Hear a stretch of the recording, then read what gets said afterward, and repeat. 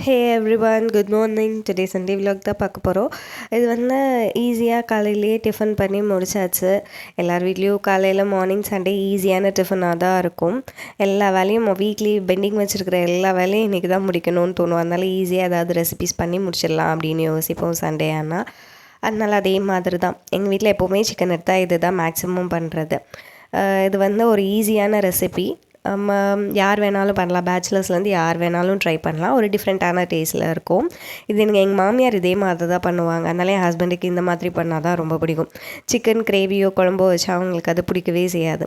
அதனால நாங்கள் இந்த மாதிரி தான் செமி கிரேவியோலாம் கிடையாது. இது நார்மலாக அது மாதிரியே வச்சுட்டா டேஸ்ட்டும் நல்லாயிருக்கும். பசங்களுக்கும் இது ரொம்ப பிடிக்கும். நம்ம சிக்கன் 65 பொடி போட்டு எண்ணெயில் பொரித்து எடுக்கிறத விட இந்த மாதிரி பண்ணும்போது டேஸ்ட் கொஞ்சம் டிஃப்ரெண்ட்டாக இருக்கும். நீங்களும் ட்ரை பண்ணி பாருங்கள். கடையில் எண்ணெய் ஊற்றி கடுகு கருவேப்பிலெல்லாம் போட்டு தாளிச்சிட்டு லைட்டாக தக்காளி பழம் ஒரு சிக்கனோட குவான்டிட்டிக்கு ஏற்ற மாதிரி போட்டுக்கலாம். நான் ஒரு 3 தக்காளி பழம் போட்டிருக்கேன். போட்டு வதக்கிட்டு நம்ம நல்லா வாஷ் பண்ணி வச்சுருக்கிற சிக்கனை எடுத்து போட்டு நம்ம கிண்டி விட்டுடலாம். இதில் வந்து தண்ணி ஊற்ற தேவையில்லை. ஏன்னா அந்த சிக்கனில் இருக்கக்கூடிய தண்ணியே இது வேகிறதுக்கு போதுமானதாக இருக்கும். இதுக்கு நம்ம மெனக்கிட்டு ரொம்ப வேலை பார்க்கணும், இதை வறுத்து திரிக்கணும் அப்படின்ற ஒரு இதுவே கிடையாது. நம்ம சிக்கன் 65க்கு என்னென்ன போடுவோமோ அது மட்டும் போட்டால் போதும். நான் இன்றைக்கி கடையில் விற்கிற பொடி தான் வாங்கி மிக்ஸ் பண்ணியிருக்கேன். நீங்கள் சிக்கன் 65 பொரிக்கிறதுக்கு நீங்கள் பொடி யூஸ் பண்ணிங்கன்னா அந்த பொடிவே இதுக்கு யூஸ் பண்ணிக்கலாம். இது வந்து ஒரு இஞ்சி பூண்டு பேஸ்ட்டு, தேங்காய், வெங்காயம், ஜீரகம் போட்டு அரைச்சி வைக்கிற அந்த விழுது, இது மட்டும்தான் தேவைப்படும். வேறு எதுவுமே இதுக்கு ரொம்ப அதிகமாக மெனக்கிட்டு நம்ம செய்யணுன்ற அவசியமே கிடையாது. ஈஸியாக செஞ்சுட்டு போயிடலாம். 15 மினிட்ஸில் ரெடி ஆயிரும். அந்த மாதிரியான ஒரு குயிக்கான சிக்கன் கறி தான் இது.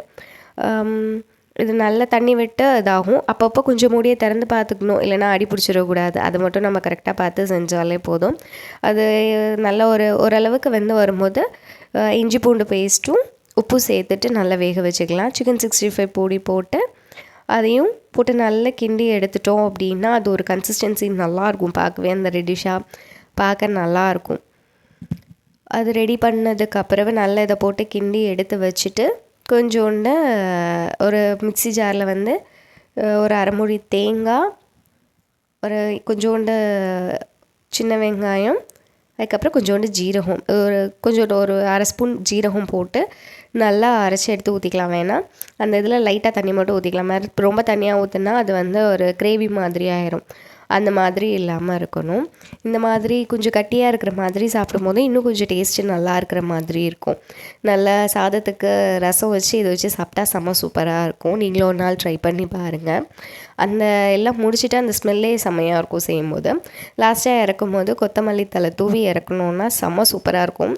இதுலேயே தெரிஞ்சிருக்கும் ரொம்ப சிம்பிளான ரெசிபின்னு. நீங்களும் ட்ரை பண்ணி பாருங்கள். பாய்.